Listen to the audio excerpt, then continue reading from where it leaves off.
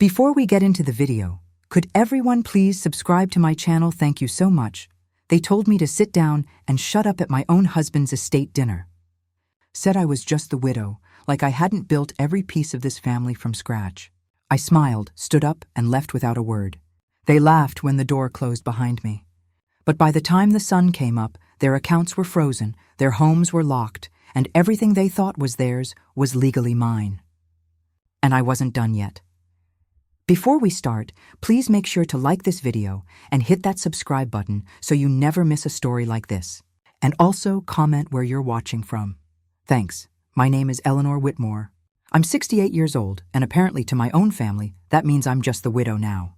I ironed my blouse twice before leaving, checked my lipstick 3 times, and told myself not to cry no matter what. It was just dinner. Just my family. Just the people I'd loved and raised for over 4 decades. We were meeting at my son Blake's house. The big glassy one he and Candace bought after Henry and I co-signed the loan. Not that anyone ever mentioned that anymore. They said we were gathering to talk about estate things, which I assumed meant the house, the lake property, and the retirement accounts. All things Henry and I built from the ground up while eating canned soup for lunch and skipping vacations for 20 years straight. I brought a blueberry pie because Henry always said it was my best, and I thought maybe it would soften the mood. When I walked in, no one looked up. Blake was already pouring wine like a host at some damn Napa Valley tasting, and Candace, in her gold heels and glassy fake smile, was clicking around the kitchen like she owned the place. Their oldest, Jack, gave me a nod, the kind you give someone you vaguely remember from a funeral. The air was sharp with passive-aggressive perfume and something burning in the oven. We sat down, 9 of us, at the table I bought them last Christmas. Blake opened with, "We've been thinking it's best if we simplify things," and I knew exactly what that meant. Less of me, more of them. When I asked gently, carefully, "Have you spoken to the lawyer about the trust?" Candace didn't even look up from her phone. She just muttered, "You're just the widow, Eleanor. Maybe just stay quiet for now." The room went silent. Then Blake chuckled, and so did Trevor, my other son, like it was some sitcom punchline. My hands shook under the table, not because I was weak, but because the weight of that moment hit like a death all over again. Except this time I was the one being buried. I looked at them all one by one. Their eyes glazed over like I was a placeholder, not a person. I set my fork down, stood up, and said nothing. I didn't want to give them the satisfaction of tears or speeches. I left the pie on the counter untouched. I walked to my car, locked the door, and for the first time in 43 years, I let the silence inside feel like peace, not loneliness. They didn't even call after me, and they had no idea what I was about to do. I didn't sleep that night, not even for a minute. I just sat in Henry's old brown recliner, wrapped in the same throw blanket we used to argue over on cold nights, the one with the frayed edges and the faint coffee stain. He never noticed. The room felt like it was holding its breath, and I just kept playing their words over and over in my head. "You're just the widow. Maybe just stay quiet," like I was some extra in my own family's life. Around 2:30 in the morning, I stood up because I couldn't take the stillness anymore and walked barefoot across the hall to the cabinet we never let the boys touch. We used to call it the no-go drawer, where we kept passports, titles, old wills, tax stuff, and things they didn't need to know about. My hands were cold when I pulled it open. I had no idea what I was looking for. Maybe a reminder that I still had a place in this family, that Henry hadn't left me completely defenseless. I pushed aside the familiar papers, the insurance stuff, birth certificates, an old photo of us in Colorado, and that's when I saw it. A thick, white envelope wedged in the back, labeled in Henry's handwriting with one word, Eleanor. I stared at it like it might disappear. Henry wasn't the type to leave sentimental notes. He showed love by making sure the tires were rotated and the gutters didn't clog, not through letters. I opened it slowly, my hands already shaking, and inside was a single page of notebook paper and a stack of clipped documents behind it. The letter said, "If you're reading this, something's already gone wrong. I wanted to tell you sooner, but I knew if I did, you'd try to fix it instead of protect yourself. The boys, they're not bad, but they're selfish. And Candace, she's worse. I saw it happening the moment I got sick. I made some changes. Everything is in your name. House, accounts, the lake property. You have full authority, power of attorney. They don't know. Don't feel bad for using it. Don't let them shame you into silence. And if they ever try to take what's yours, burn it all down.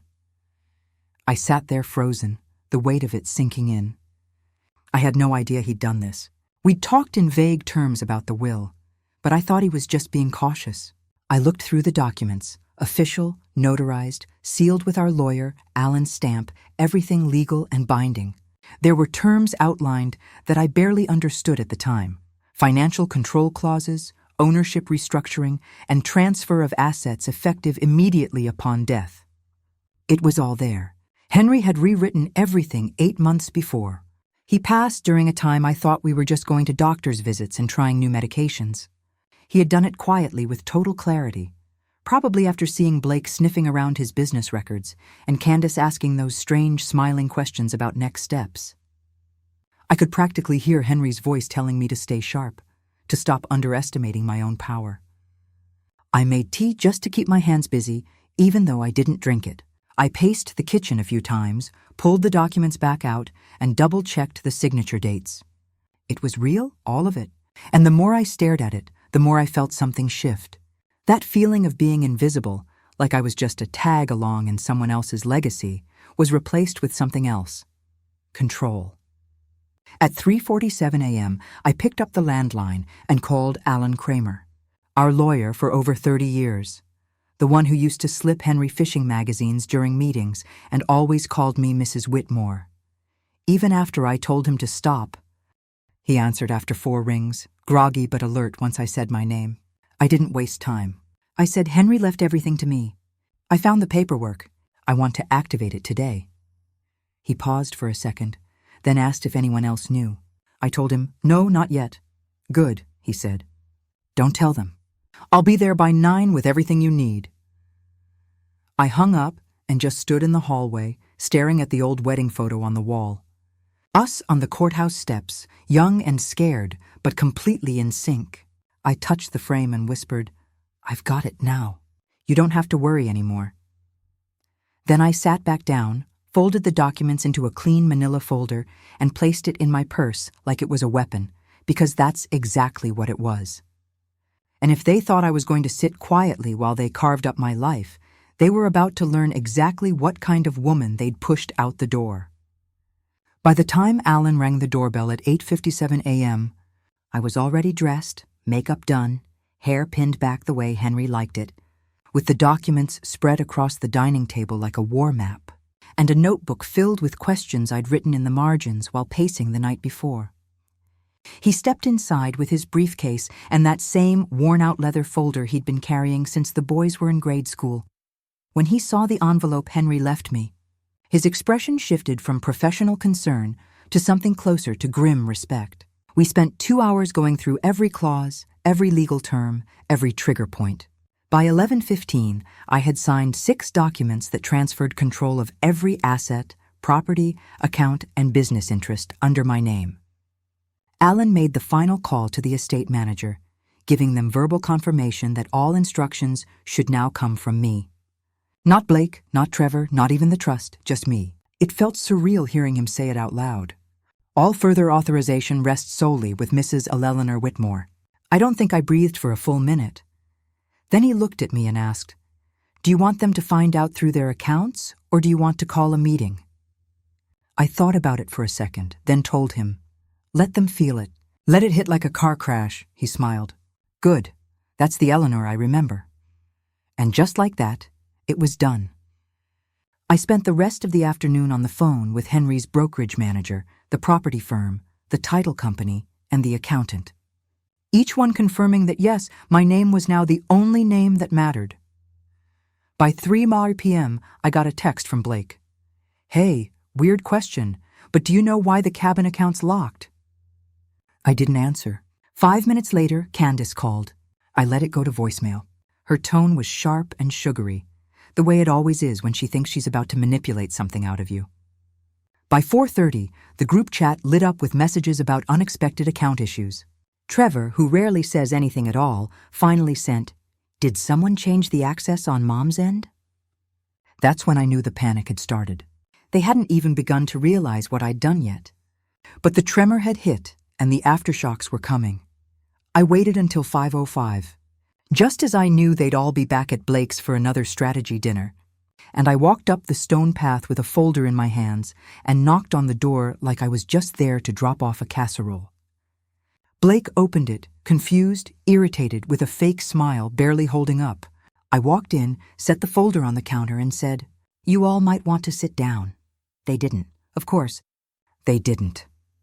Candace leaned against the counter with her arms crossed, and Trevor stayed in the hallway like he might back out.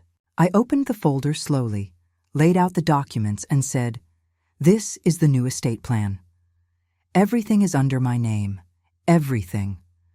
There was silence, not the shocked kind, but the arrogant kind. The kind that thinks it's about to outsmart you.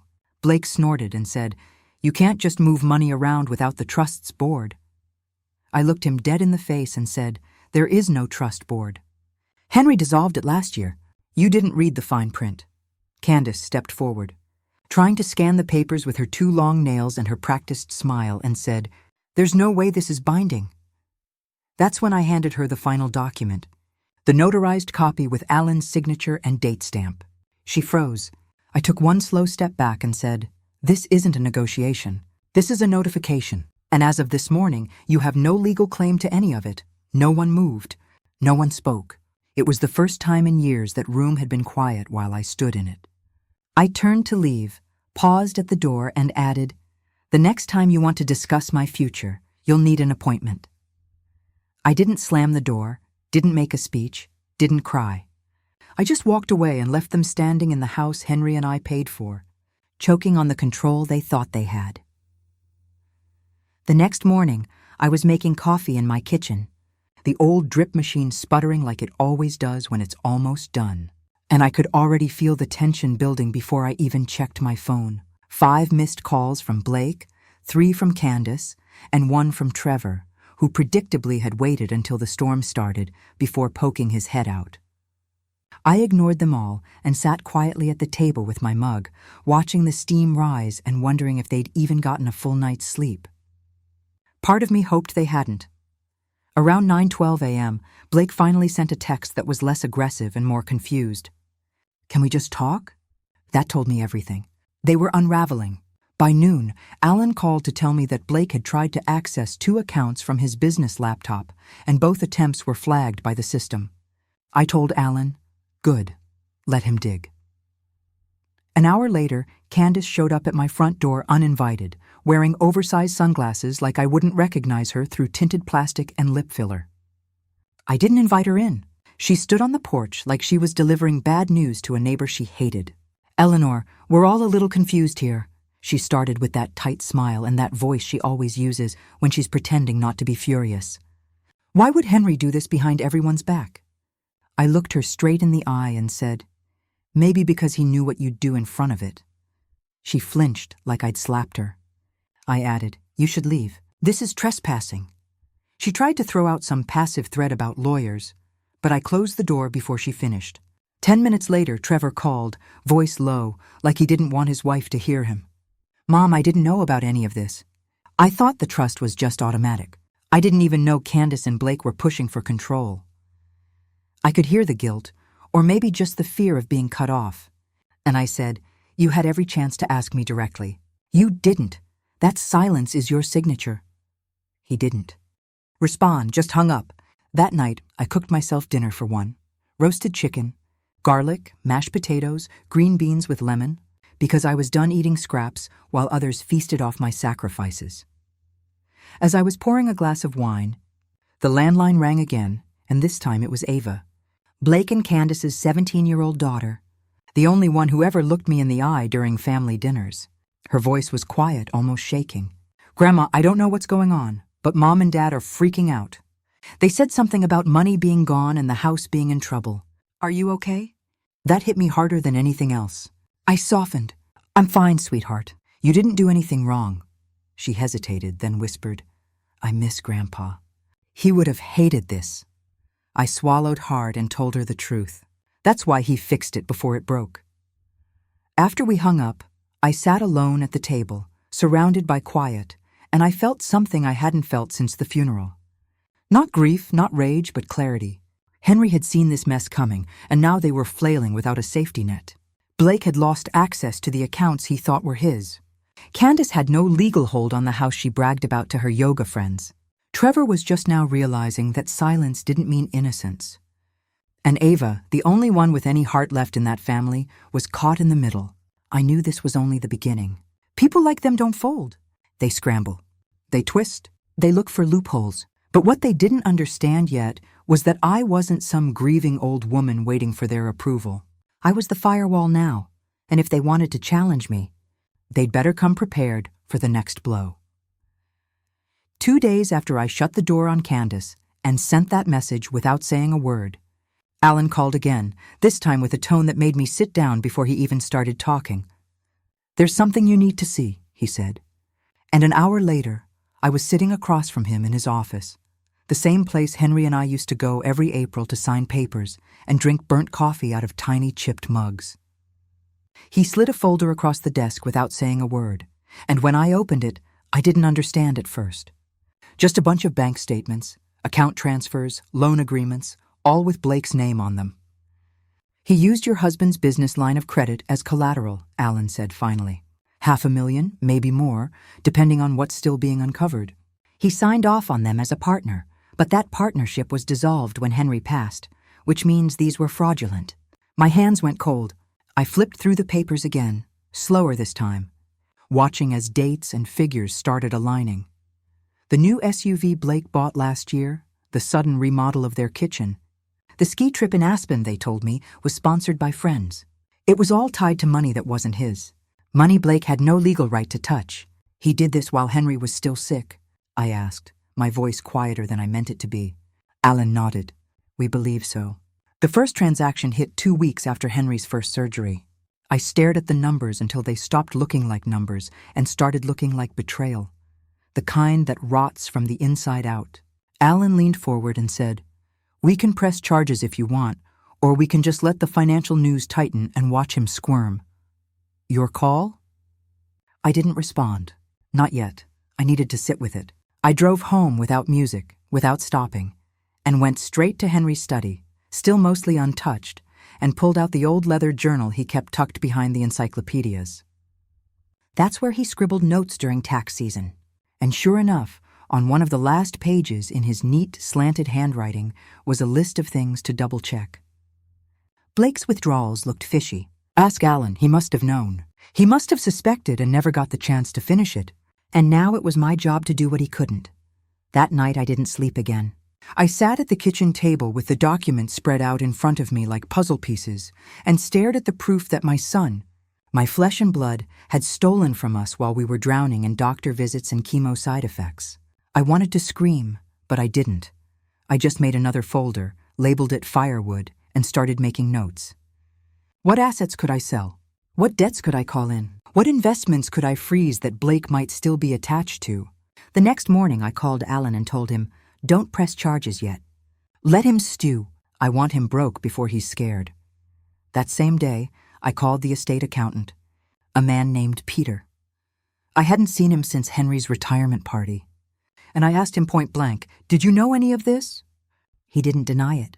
"I had concerns, but your name wasn't on anything until now." My hands were tied. I told him, "Well, now they're not. Start talking." And he did for over an hour. He told me about suspicious fund movements, red flags he couldn't investigate without permission, and how Blake had likely been building up debt under the false belief that when Henry died, he'd inherit everything and could clean it all up afterward. It wasn't just greed. It was arrogance. He never once thought I'd be the one holding the pen when the dust settled. That night, I sent Blake a single message. "You might want to get a lawyer, an accountant, and a very cheap apartment." I didn't get a reply. But I didn't need one, because the only thing louder than his silence was the sound of everything he thought was his slipping straight through my hands. 3 days later, they invited me to the family barbecue like nothing had happened, like we hadn't flipped the family tree upside down and shaken all the rotten pieces to the ground. And while every instinct in me said to stay home and let them eat their lies in peace, I showed up because sometimes silence isn't power. Showing my face, I wore the pearl earrings Henry gave me for our 30th anniversary and brought a bottle of red wine I knew none of them could afford. Now, when I walked into the backyard, the whole thing looked staged, fake as hell. Plastic tablecloths, forced smiles, and music just loud enough to avoid real conversation. Candace was wearing white like she was trying to prove something, and Blake was behind the grill pretending to be a provider, flipping burgers like the world wasn't burning under his feet. Trevor nodded at me awkwardly, like he wasn't sure if he should be mad or relieved. I didn't wait long. I walked right up to the picnic table, dropped the firewood folder on it and said, "We need to talk now." Candace rolled her eyes. Blake muttered something under his breath, and Trevor reached for a beer like a kid trying to avoid a fight. I opened the folder and laid out the documents. The loan fraud, the forged partnership extension, the fund transfers, everything. "This is what Blake did while your father was dying," I said flatly without raising my voice. "Because people don't forget what you say. They remember how calm you were when you said it." Blake barked out a laugh and said, "This is ridiculous." "That's not even," but I cut him off. "It's not a guess. It's notarized, confirmed, and the only reason you're not in jail right now is because I'm giving you one last chance to own it." Candace stepped forward, voice shrill and shaky. "This is a setup. He didn't steal anything. Henry would have told us." I turned to her slowly, eyes level, and said, "Henry saw it. He just didn't trust you to fix it." For the first time, she had nothing to say. Ava, who'd been sitting quietly near the fence, looked at me with wide eyes like she was finally seeing the cracks in everything she'd been told to believe. I turned back to Blake and said, "You'll start signing things over today. The vehicles, the cabin furniture, the business inventory. You don't get to enjoy the pieces of what you tried to destroy." Blake clenched his jaw, chest heaving, and said, "You're going to burn the whole family down over some paperwork." I leaned in slightly and said, "No, you did that when you stole from your father's grave." That shut him up. I turned, walked toward the back gate, and heard someone, probably Candace from Mutter, say, "You're bitter. That's all you are. A bitter old woman who couldn't let go." I stopped, didn't turn around, and said just loud enough for everyone to hear, "No, I'm the woman who paid for this entire yard, and I just decided you're not invited back into it." Then I walked through the gate and didn't look back. When I got home, I poured myself a glass of that wine and sat on the porch, watching the sun sink behind the trees, wondering how it was possible to feel grief and power at the same time.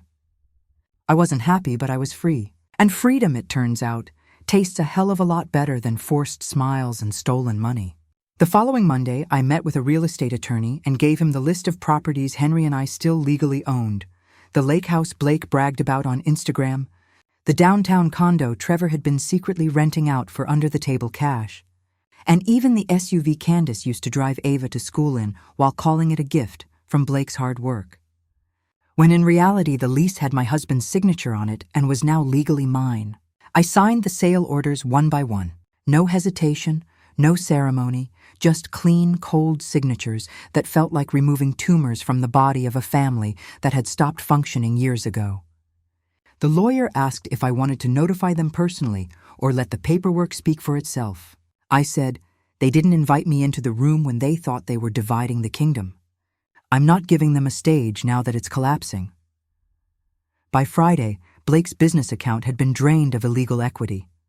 Candace's credit cards were declined at a boutique in Westport, and Trevor called me sounding breathless, asking if the building manager was serious about terminating his lease. "Yes," I said, "and the next person living there will pay rent like the rest of the world." Candace, of course, didn't go down quietly. She showed up again, this time red-faced, screaming at my front steps like a banshee in designer heels, demanding answers and threatening to expose me for elder abuse. Even though I was standing there with better posture, better legal footing, and frankly better skin than she had, despite all the injectables, I didn't open the door. I didn't speak. I just stood there behind the window with the blinds slightly cracked and watched her unravel until she gave up and stormed off. The next morning, I had a locksmith change the locks at the cabin. The day after that, the SUV was picked up from Blake's driveway mid-brunch while his neighbors watched from behind their hedges. I wasn't doing this for revenge. I was doing it to reclaim what was mine, what Henry and I built brick by brick while the rest of them watched from the sidelines and waited for the inheritance buffet to open. Ava texted me that night. Dad is losing it. They're talking about moving in with Aunt Brenda. Is this permanent? I stared at the screen for a minute before replying. Actions are permanent. So are consequences. She didn't respond, but I saw her typing and stopping a few times like she wanted to say more. I understood. She was stuck between the people who raised her and the truth they never wanted her to see. That night I slept better than I had in months. No dreams, no tossing, just a deep quiet that settled in my bones like peace finally punching through the noise. When I woke up, I had a new email from the estate's financial advisor confirming that every major asset had been reclaimed, liquidated, or reassigned. The message ended with one sentence I couldn't stop rereading. You now hold 100% control. And for the first time since Henry died, I actually believed it. I was halfway through my morning toast when the doorbell rang, and before I could even reach the front window to peek, I saw a white envelope slide under the door. No return address, just my name printed in shaky handwriting. At first, I thought it might be from Ava, maybe something handwritten she didn't want to send by text. But when I opened it, what fell out stopped me cold.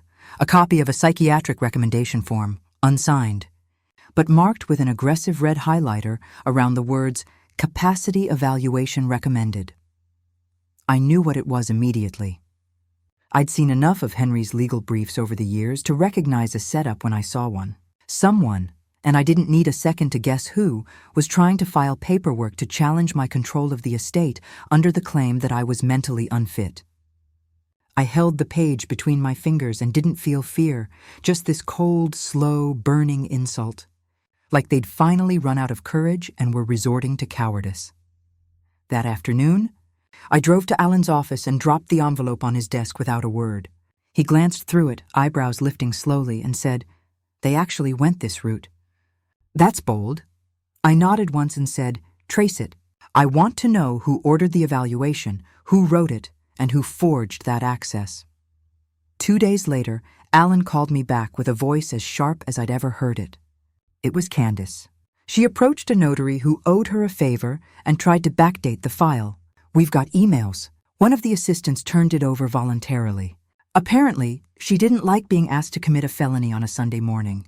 I said, Press charges, he said, already in motion. That evening, a county sheriff's vehicle pulled into Blake's driveway while they were loading groceries into the back of a borrowed sedan. The neighbors came out like flies to sugar. Candace screamed and shouted and sobbed like someone who'd rehearsed it 1,000 times.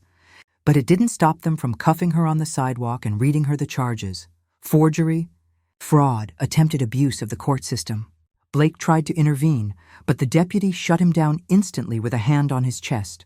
I wasn't there to see it, but Ava told me later. She said it quietly, like she was ashamed to know them. She tried to say it was your fault, Ava whispered. But nobody believed her, not even Dad. I told Ava, some people don't break.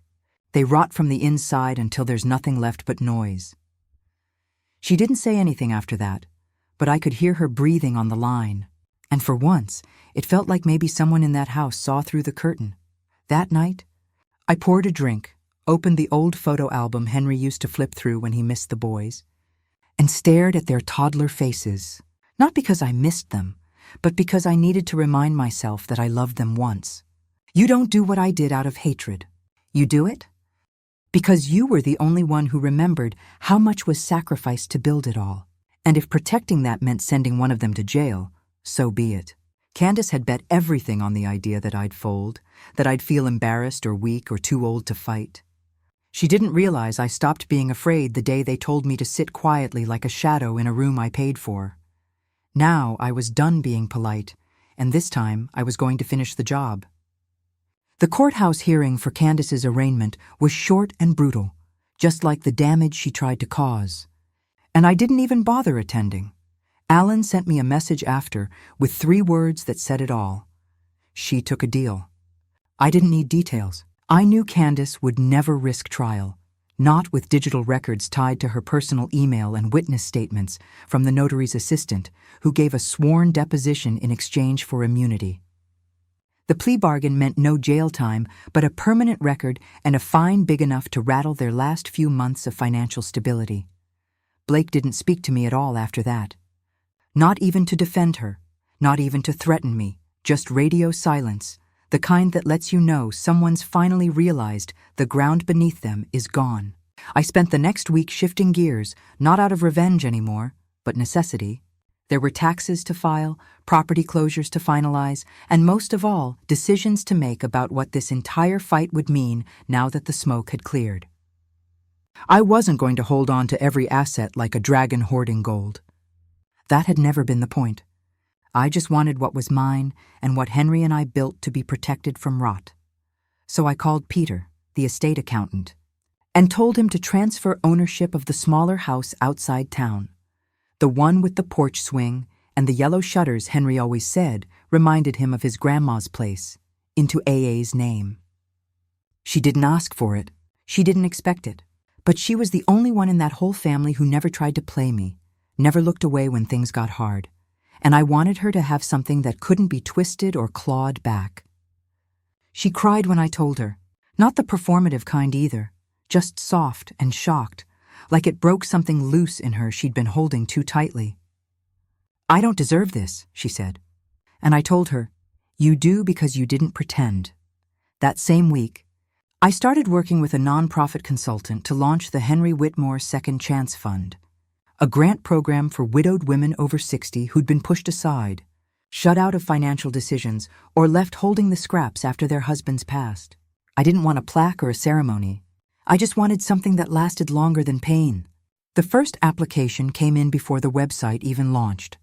A handwritten letter from a woman in Kentucky whose kids had emptied her bank account the day after the funeral. I approved her within 2 hours. One night, while sorting through paperwork, I found an old note Henry had scribbled on a dry cleaning receipt, shoved between pages of his retirement binder. It said, "Make sure Eleanor knows she did it all." I just stood beside her. I didn't cry. I just folded it carefully and placed it in the top drawer of his desk, where I kept the original will, the keys, and now peace. By Friday, I had closed the last joint account tied to Blake's fake LLC, donated the remaining inventory to a local business incubator, and sent an official cease and desist to the last law firm still stupid enough to take his calls. The rebuild wasn't flashy. It wasn't fun, but it was mine and Henry's, and no longer weighed down by the greedy ghosts of people who had his blood, but none of his honor. For the first time, as I sat on my front porch sipping coffee while contractors replaced the rotting fence panels we'd put off fixing for years, I realized I wasn't surviving anymore. I was rebuilding from the ashes, and I was doing it on my own damn terms. It wasn't until I stood in front of that long, polished table again, the same one they told me to sit quietly at just weeks earlier, that I realized how far I'd come and how far they'd fallen. Not one part of me felt guilty about it. Blake had sent the invitation himself, though he worded it like a casual get-together. Some nonsense about reconnecting and resetting. Like this was a technical error or a family glitch we could patch over with burgers and forced apologies. I didn't go to forgive anyone. I went because sometimes the people who try to erase you need to see you standing at full height, no longer asking for permission to exist. Candace wasn't there. Part of her deal with the state involved staying away from me for at least 6 months. Trevor hovered in the background like he wanted to say something, but didn't know how to start. Ava sat next to me, her hands folded in her lap, calm and watchful, like she was finally learning how to be still in a room full of smoke.